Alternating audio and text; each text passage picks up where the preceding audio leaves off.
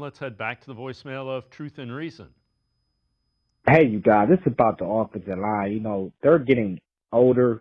And do you think guys like Zach Zinter and Luke Wyper can replace some of those guys on the line that's older? Like, we all saw what Zach Zinter did coming in. He struggled as a rookie, obviously. Didn't know what he was doing, missing blocks, whether that was on coaching, bad coaching by Andy Dickerson, or just him being a rookie, him coming off injury at Michigan.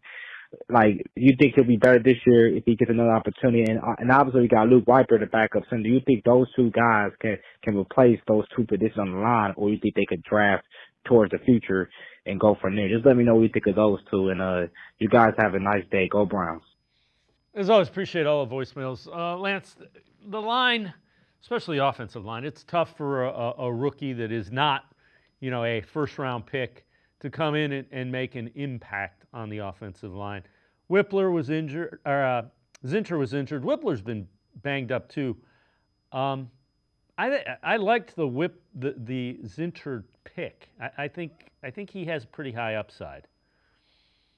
Well, Luke Whipner's just got to make sure that his pad level stays down. It's funny to say that, at 6'2", 6'3", 300 pounds, he's undersized, but he is undersized, especially going against this Browns defensive line where they're all 330 pounds inside. So fundamentally, he's got to be really good, which most of the time he is. Obviously, he's going to have to be really healthy. He has to be technically sound, fundamentally sound. Then you got Tevin Jenkins. You got Lorenzo Thompson. He's a guy who's kind of played both guard and tackle.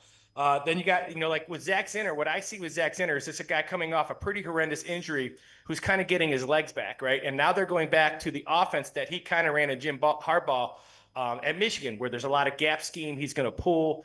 He's going to double team on the weak side zone. He's going to run some stuff that he was very successful with at Michigan, and is why they drafted him. So I look for a big step up from him. Tevin Jenkins was really good early. He hasn't practiced last couple of days. I don't know if he's hurt or whatever they're doing with him. And Lorenzo is a guy that kind of looks like he can flip to multiple positions. But they have some competition in that second lineup, which they're going to need.